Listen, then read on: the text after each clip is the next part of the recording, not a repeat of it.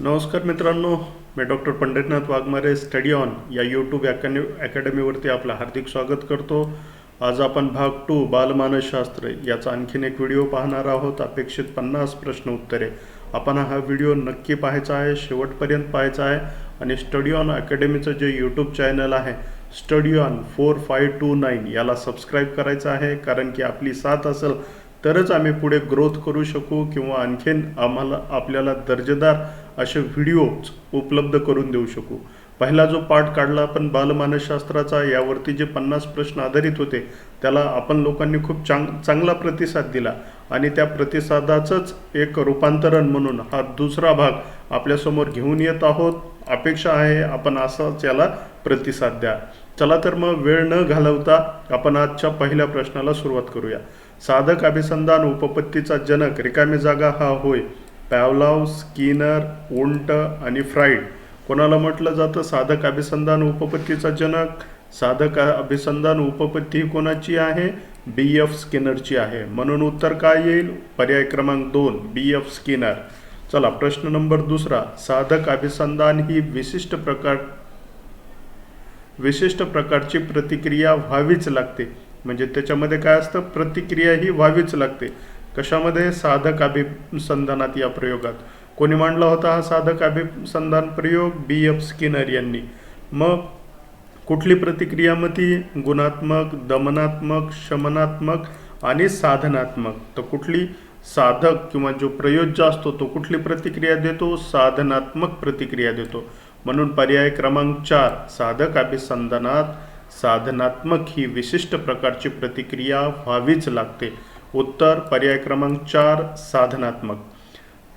प्रश्न क्रमांक 3 कुठला आहे? चेतक प्रतिचार उपपत्ती ही पद्धतीस म्हणतात. नंबर 1 साधक अभिसंधान, नंबर 2 अभिजात अभिसंधान, नंबर 3 प्रयत्न प्रमाद उपपत्ती आणि नंबर 4 वरीलपैकी नाही.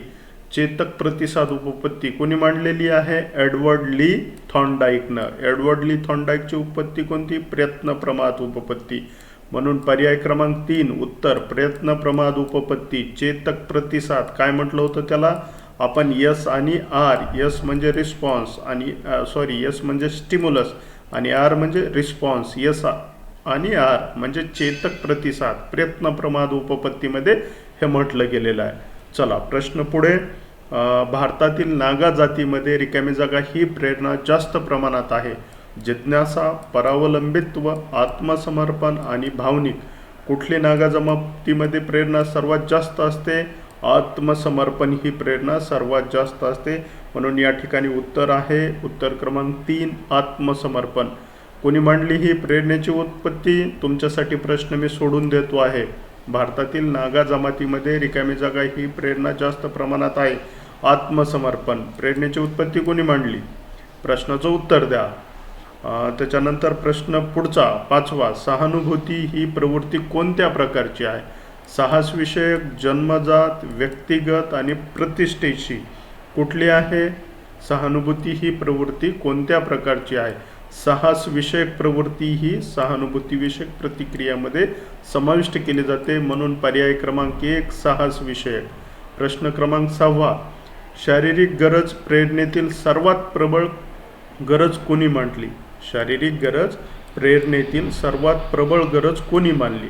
फ्राईडनं, मास्लोनं, स्किनरनं आणि हल्लनं. कोणी मांडली? कोणाची आहे प्रेरणेची उत्पत्ती? मास्लो यांची आहे. म्हणजे शारीरिक गरज प्रेरणेतील प्रबळ गरज कोणी मानली? मास्लो यांनी मांडली. पर्याय क्रमांक 2 बरोबर उत्तर. पुढचा प्रश्न. करेन हर्ने यांच्या मते मानवी जीवनातील ही गरज सर्वात प्रभावशाली आहे. शारीरिक गरज, भावनिक गरज, प्रतिष्ठेची गरज, सुरक्षिततेची गरज. कुठली गरज सर्वात जास्त महत्त्वाची आहे? पर्याय क्रमांक 4 सुरक्षिततेची गरज ही मानवी जीवनातील सर्वात प्रभावशाली गरज म्हणून या ठिकाणी ओळखली जाते. त्याच्यानंतर पुढे प्रश्न 8वा. गोल्डनस्टीनच्या मते प्रभावशाली गरज ही होय. नंबर 1 शारीरिक गरज, आत्माभिव्यक्तीची गरज, सुरक्षिततेची गरज आणि भावनिक गरज. कुठली आहे? गोल्डन स्टीलच्या मते प्रभावशाली गरज ही पर्याय क्रमांक 2 आत्माभिव्यक्तीची गरज ही सर्वात प्रभावशाली आहे. प्रत्येक मनुष्याला काय वाटत असतं? मला आत्मविभक्त होता यावं. आपल्या राज्यघटनेनेही आपल्याला काय आत्माभिव्यक्तीचं पूर्ण स्वातंत्र्य हे दिलेलं आहे. म्हणून गोल्डस्टीनच्या मते प्रभावशाली गरज म्हणून पर्याय क्रमांक 2 आत्माभिव्यक्तीची गरज ही सर्वात प्रभावशाली गरज होय. प्राण्याच्या कार्य आणि वर्तनाच्या मागे कोणती शक्ती मानसशास्त्रज्ञांनी मान्य केली आहे? जिज्ञासा, प्रेरणा, क्रियाशीलता आणि प्रतिष्ठा. कुठली शक्ती केलेली आहे? प्रेरणा ही शक्ती मानसशास्त्रज्ञांनी मान्य केलेली आहे. प्रेरणा कोणामध्ये विद्यमान असते? तरुणामध्ये, बालकामध्ये, दोन्हीत, यापैकी नाही. आपण बालविकासाच्या अवस्था पाहत होतो, त्यामध्ये काय म्हटलं होतं? बालकामध्ये प्रेरणा ही खूप जास्त प्रमाणात विद्यमान असते आणि त्या अनुसार तो ॲक्टिव्हिटी कृतीज ह्या करत असतो. म्हणून प्रश्न क्रमांक 10 प्रेरणा कोणामध्ये विद्यमान असते? बरोबर उत्तर आहे पर्याय क्रमांक 2 बालकामध्ये. त्याच्यानंतर पुढचा प्रश्न, भूक कोणता प्रेरक आहे? प्राथमिक, दुय्यम, दोन्ही, यापैकी नाही. तर भूक हा प्राथमिक प्रेरक असलेला आपल्याला काय काय मिळतं या ठिकाणी? पाहावयास मिळतं की भूक हा काय आहे? प्राथमिक प्रेरक या ठिकाणी दिसून येतो. माणसाला भूक लागल्यानंतर तो आपली भूक थांबवू शकतो का? किंवा दुसरं काही त्याच्यासाठी त्याच्यामध्ये रूपांतरण होऊ शकतं का दुसऱ्या कुठल्या गोष्टीचं? तर नाही होऊ शकत. भूक ही प्राथमिक गरज आहे, ती प्रत्येकालाही लागणारीच असते. बरोबर आहे. चला प्रश्न पुढचा, तहान लागण्याचे कोणते कारण असते? नंबर 1 शरीरातील पाण्याचे प्रमाण जास्त. नंबर 2 रक्तातील पाण्याचे प्रमाण कमी. दोन्हीही आणि यापेक्षा वेगळे. तर याचं उत्तर काय आहे? तहान लागण्याचे कोणते कारण असते? याचं बरोबर उत्तर आहे पर्याय क्रमांक 2 रक्तातील पाण्याचे प्रमाण कमी हे तहान लागण्याचे कारण असते. प्रश्न पुढचा, मॅकडोगलने एकूण सहज प्रवृत्ती सांगितल्या आहेत. 10, 12, 14 आणि 16. किती प्रवृत्ती सांगितलेल्या आहेत मॅकडोगलनं? 14 प्रवृत्ती सांगितलेल्या आहेत. म्हणून पर्याय क्रमांक 3 बरोबर उत्तर. पुढचा प्रश्न, 1908 मध्ये सहज प्रवृत्ती विषयक विचार प्रथम यांनी मांडले? एडगलने, ब्रुनरने, मॅकडोगलने आणि हल्लने. कोणी मांडले सहज प्रवृत्तीविषयी विचार? मॅकडोगल यांनी. पर्याय क्रमांक 3 बरोबर उत्तर. मॅकडोगल यांनी सहज प्रवृत्तीविषयक प्रथम विचार मांडलेले आहेत. पुढचा प्रश्न, कामवासना कोणता प्रेरक आहे? सचेतन, अचेतन, नैसर्गिक आणि अनैसर्गिक. वासना हा कोणता प्रेरक आहे? तर कामवासना हा अचेतन प्रेरक आहे. कोणी सांगितलेला आहे? हा फ्राईडनं सांगितलेला आहे. कुठल्या उपपत्तीमध्ये सांगितलेला आहे? मनोविश्लेषणात्मक उपपत्तीमध्ये सांगितलेला आहे. प्रश्न पुढचा, कोणते अवधान हेतुपूर्वक किंवा इच्छापूर्वक नसते? ऐच्छिक, अनैच्छिक, कायस्थ आणि अभ्यस्त. कुठलं अवधान हे हेतुपूर्वक नसतं? अनैच्छिक अवधान हे हेतुपूर्वक नसतं, सहज घडून आलेलं अवधान याला म्हटलं जातं. त्याच्यानंतर पुढचा प्रश्न, कोणत्या अवधानाला सहेतुक अवधान असे म्हणतात? ऐच्छिक अवधानाला, अनैच्छिक अवधानाला, व्यस्त अवधानाला आणि अभ्यस्त अध्ययनाला. प्रश्न क्रमांक 17चं बरोबर उत्तर काय आहे? पर्याय क्रमांक 1 ऐच्छिक अवधानाला सहेतुक अवधान म्हणतात. म्हणजे मुद्दामून जाणून बुजून घडवून आणलेलं अवधान असतं, निरीक्षण असतं ते. ओके.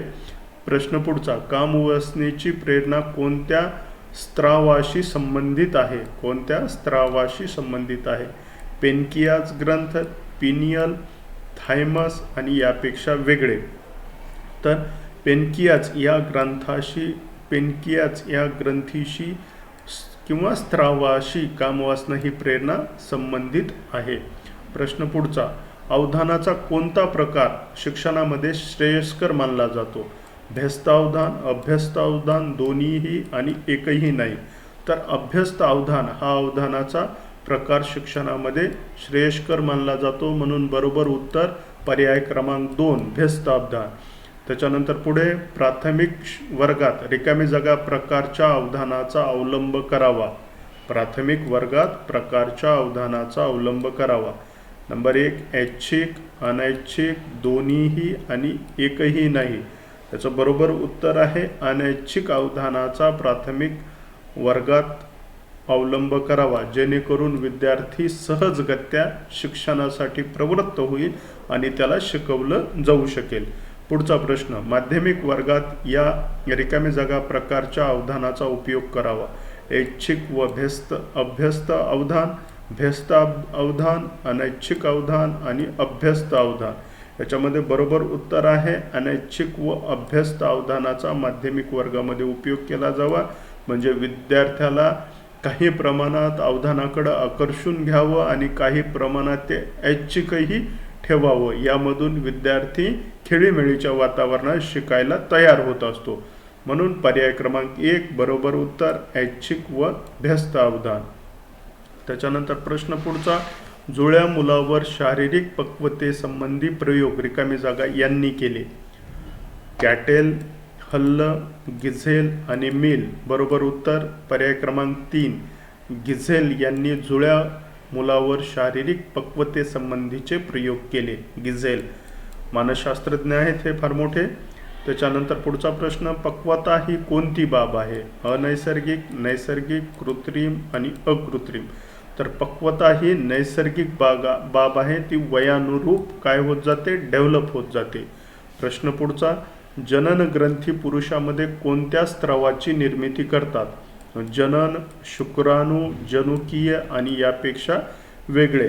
तर जनन ग्रंथी या पुरुषामध्ये शुक्राणूची निर्मिती करतात, त्याच्यामधून फलित पेशी या तयार होत असतात. ओके.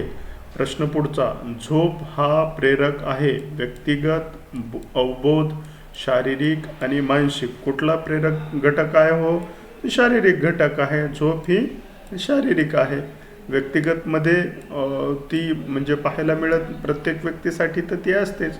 अवबोधही नाही आणि मानसिक नाही, शारीरिक आहे. झोप हा प्रेरक घटक शारीरिक घटक आहे. अनौपचारिक शिक्षण देणारी संस्था कोणती? मित्र, शाळा, कुटुंब आणि वाचनालय. कुठली आहे अनौपचारिक शिक्षण देणारी संस्था? जिला आपण मातृसंस्था किंवा प्रथम संस्था म्हटलंय. पर्याय क्रमांक 3 कुटुंब ही अनौपचारिक शिक्षण देणारी प्रथम संस्था म्हणून गणली जाते. त्याच्यानंतर पुढचा प्रश्न, सवयीचे विविध प्रकार कोणी सांगितले आहेत? व्हॅलेंटाईन, मास्लो, हल्ल आणि मन.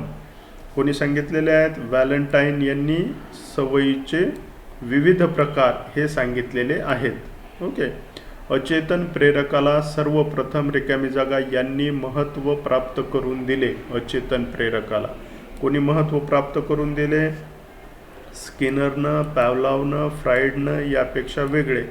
अचेतन म्हणजे काय? अवबोध. अवबोध कुठं वापरला गेला? फ्राईडच्या मनोविश्लेषणवादी उपपत्तीमध्ये शब्द वापरला गेला. म्हणून अचेतन प्रेरकाला सर्वप्रथम फ्राईड यांनी महत्त्व प्राप्त करून दिले. पर्याय क्रमांक 3 फ्राईड. ओके. चला पुढे, मास्लो यांच्या मते सर्वप्रथम कोणती गरज पूर्ण होते? शारीरिक गरज, सामाजिक गरज, आर्थिक गरज आणि धार्मिक गरज. तर शारीरिक गरज ही सर्वप्रथम पूर्ण होते असं मास्लो यांनी गरजेची किंवा प्रेरणेची श्रेणी यामध्ये स्पष्ट केलेलं आहे. प्रश्न पुढचा, कूट कोपुका हे मानसशास्त्रज्ञ या देशातील होते? रशिया, जर्मन, इंग्लंड आणि अमेरिका. कुठल्या देशातील होते हे? जर्मनीचे मानसशास्त्रज्ञ होते, जर्मन मानसशास्त्रज्ञ होते. प्रश्न क्रमांक 31, प्रयत्न प्रमाद पद्धती ही अनेक वेळा कोणत्या कौशल्यावर अवलंबून असते? कुठली पद्धती? प्रयत्न प्रमाद पद्धती. हस्तकौशल्य, डोके, पाय आणि बुद्धी. कुठल्या कौशल्यावर अवलंबून असते? तर हस्तकौशल्यावरती अवलंबून असते. पर्याय क्रमांक 1 बरोबर उत्तर. प्रश्न पुढचा, मर्मदृष्टीमूलक अध्ययन च्या मदतीने होते? प्रयत्न, हालचाल, बुद्धी आणि सराव. तर मर्मदृष्टीमूलक अध्ययन हे बुद्धी या दृष्टीने होत असलेलं आपल्याला पाहायला मिळतं, ज्याला की आपण पूर्णत्ववादी अध्ययन पण असं म्हटलेलं आहे. प्रश्न पुढचा, एखाद्या पाठ्यवस्तूची तर्कसंगत मांडणी मुलासमोर ठेवली तर होणारे अध्ययन अर्थपूर्ण होते असा विचार कोणी मांडला? गिब्सन यांनी, कोहलर यांनी, आसुबेल यांनी आणि बॉलन यांनी. कोणी मांडला हा विचार? आसुबेल. पर्याय क्रमांक 3 आसुबेल यांनी हा विचार मांडलेला आपल्याला पाहायला दिसून येतो. म्हणून बरोबर उत्तर आसुबेल, पर्याय क्रमांक 3. प्रश्न पुढचा, अग्रत किंवा प्रगत संघटक प्रतिमान हे खालीलपैकी कोणी विकसित केलेले आहे? जिन्सबर्ग यांनी, ब्रुनर यांनी, आसुबेल यांनी आणि बॅलन यांनी. कोणी अग्रत किंवा प्रगत संघटक प्रतिमान हे विकसित केलेले आहे? ते आसुबेल यांनी विकसित केलेले आहे. म्हणून पर्याय क्रमांक 3 आसुबेल असं आपल्याला पाहायला मिळतं. प्रश्न पुढचा, प्रक्षेपण पद्धतीचा उपयोग कोणत्या प्रकारच्या प्रेरकाच्या मापनासाठी केला जातो? कुठल्या पद्धतीचा? प्रक्षेपण पद्धतीचा उपयोग कोणत्या प्रकारच्या प्रेरकाच्या मापनासाठी केला जातो? मानसिक, भावनिक, सामाजिक आणि वरीलपैकी सर्व. तर प्रश्न 35चं उत्तर काय आहे? सामाजिक मापनासाठी प्रक्षेपण पद्धतीचा उपयोग केला जातो. सामाजिक. ओके. प्रश्न क्रमांक 36, निषेधात्मक समायोजन शिकण्याची कोणती पद्धती आहे? कुठलं समायोजन? निषेधात्मक समायोजन शिकण्याची कोणती पद्धती आहे? बंधन पद्धती, अनुबंधन पद्धती, दोन्हीही आणि एकही नाही. तर अनुबंधन पद्धती ही निषेधात्मक अध्ययन किंवा समायोजन शिकण्याची पद्धती आहे. म्हणून पर्याय क्रमांक 2 अनुबंधन हे बरोबर उत्तर. त्याच्यानंतर पुढे जाऊया आपण. समग्र परिस्थितीचे आकलन होण्यासाठी. कुठल्या परिस्थितीचे? समग्र परिस्थितीचे आकलन होण्यासाठी ही पद्धत वापरली जाते. मर्मदृष्टीमूलक, प्रयत्नप्रमाद, अभिजात आणि अभिसंधान. कुठली आहे? समग्र परिस्थितीचे आकलन होण्यासाठी ही पद्धत वापरली जाते. कुठली पद्धत? पर्याय क्रमांक 2 प्रयत्नप्रमाद पद्धत ही वापरली जाते. याच्यामध्ये जो प्रयोज्य आहे तो समग्र परिस्थितीचं आकलन करून घेऊन कुठल्या कृती करायच्या आहेत हे शिकतो. त्याच्यानंतर पुढे प्रश्न क्रमांक 38, सामाजिक निरीक्षण अध्ययन उपपत्ती. सामाजिक निरीक्षण अध्ययन उपपत्ती यांनी मांडली. बांदुरा यांची आहे, हेगेल यांची, कॅटेल यांची आणि वॅटसन यांची. कुठली आहे? बांदुरा यांची सामाजिक निरीक्षण अध्ययन पद्धती असलेली आपल्याला पाहायला मिळते. प्रश्न पुढचा, अर्थपूर्ण शाब्दिक अध्ययन. अर्थपूर्ण शाब्दिक अध्ययन ही उपपत्ती या मानसशास्त्रज्ञांनी मांडली. बालन यांनी, आसुबेल यांनी, बांदुरा यांनी आणि यापेक्षा वेगळे. उत्तर आहे पर्याय क्रमांक 2 आसुबेल यांनी अर्थपूर्ण शाब्दिक अध्ययन उपपत्ती मांडलेली आपल्याला पाहायला मिळते. त्याच्यानंतर प्रश्न पुढे, शिकण्याच्या सामग्री जास्त असेल तर कोणती प्रणाली उपयुक्त ठरते? खंडविधी प्रणाली, अखंडविधी प्रणाली, दोन्हीही आणि यापेक्षा वेगळ्या. कुठली आहे? खंडविधी प्रणाली हे जास्त उपयुक्त ठरते असं आपल्याला दिसून येतं. पुढे, मुलांसाठी सर्वात महत्त्वाचे काय असेल? परिश्रम, आराम, पूर्णविराम यापेक्षा वेगळे. परिश्रम.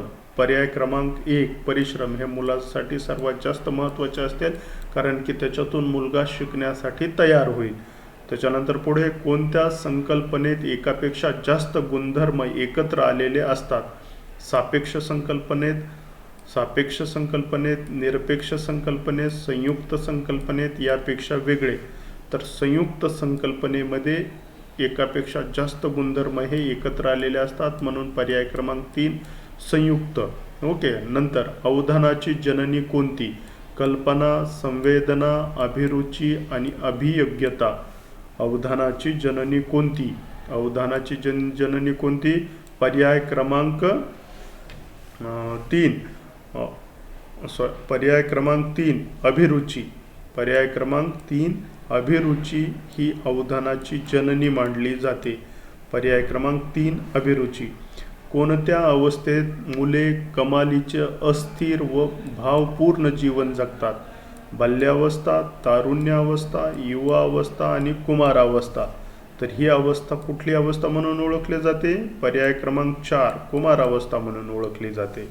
त्याच्यानंतर पुढे खालीलपैकी अवधानाचा प्रकार नाही. व्यस्त अवधान, अभ्यस्त अवधान, अनैच्छिक अवधान आणि ऐच्छिक अवधान. याच्यामध्ये व्यस्त अवधान हा अवधानाचा प्रकार नाही आहे. ओके. त्याच्यानंतर पुढे कोणत्या संकल्पनेत एक गुणधर्म असतो? संयुक्त संकल्पनेत, नियुक्त संकल्पनेत, सापेक्ष संकल्पनेत आणि निरपेक्ष संकल्पनेत. तर त्याच्यासाठीचं उत्तर आहे पर्याय क्रमांक 2, नियुक्त संकल्पनेत एक गुणधर्म असतो. नियुक्त. ओके. प्रश्न पुढे, अध्ययनाची पठारावस्था जाणून घेण्यासाठीचा उपयोग होतो. समाजमिती तंत्र, अंतरश्रेणी, अध्ययन वक्र आणि वरील सर्व. अध्ययनाची पठारावस्था जाणून घेण्यासाठी कशाचा उपयोग होतो? कशाचा उपयोग पाहतो आपण? अध्ययन वक्रचा. ओके. अध्ययन वक्र, अध्ययनाची पठार श्रेणी आपण जाणून घेत असतो. ही सर्वात वरची अवस्था, हा अध्ययन वर्ग, ही अध्ययन वक्र, ही अवस्था म्हणजे काय? ही अवस्था म्हणजे पठार अवस्था होय. ओके. कोणत्या अवस्थेमध्ये भावनिक संघर्ष निर्माण होतात? बाल्यावस्था, तारुण्यावस्था, युवा अवस्था आणि कौमारी अवस्था. कुठल्या अवस्थेमध्ये? कौमारी अवस्थेमध्ये भावनिक संघर्ष निर्माण होतात. का? कारण की वेगवेगळ्या अवयवामध्ये डेव्हलपमेंट ही होणारी असते किंवा होत असते. त्यामुळे त्या बालकाला असं वाटत असतं की माझ्यामध्ये चेंजेस होत आहेत. ओके. म्हणून कोणत्या अवस्थेत भावनिक संघर्ष निर्माण होतात? पर्याय क्रमांक 4, कौमारी अवस्थेमध्ये भावनिक संघर्ष निर्माण होतात. प्रश्न पुढचा, कोणते अभिरुचीचे व्यस्त स्वरूप मानले जाते? कोणते अभिरुचीचे व्यस्त स्वरूप मानले जाते? अवधान, संवेदना, चेतना आणि प्रेरणा. तर अवधानाला काय? पर्याय क्रमांक 1, अवधानाला अभिरुचीचे व्यस्त स्वरूप हे मानले जाते. आणि आजचा शेवटचा प्रश्न क्रमांक 50वा, शिक्षण म्हणजे विकासशील असा बदल, ही व्याख्या कोणाची आहे? शिक्षण म्हणजे विकासशील बदल, ही व्याख्या कोणाची आहे? वॅटर्स, रॉजर्स, हल आणि गेट्स. तर शिक्षण म्हणजे विकासशील बदल ही व्याख्या गेट्स यांनी केलेली आहे. म्हणजे विकासशील बदल अशी व्याख्या कोणी केलेली आहे? गेट्स यांनी केलेली. अशा पद्धतीने ही व्याख्या आपल्याला लक्षात ठेवायची आहे. अशा पद्धतीनं मित्रांनो, आज आपण मानसशास्त्र, बालमानसशास्त्र या विषयाच्या आणखीन 50 प्रश्नांचा अभ्यास केलेला आहे. जर आपलं असं सहकार्य राहिलं, चॅनलला आपण सबस्क्राईब केलं, व्हिडिओला आपण सबस्क्राईब केलं, तर आपण आणखीन असेच नवे व्हिडिओ आपल्यासाठी घेऊन येत राहू. म्हणून कृपया करून स्टडी ऑन या यूट्यूब चॅनलला सबस्क्राईब करा, लाईक करा आणि आपल्या जास्तीत जास्त मित्रांसोबत हा व्हिडिओ शेअर करा. धन्यवाद मित्रांनो.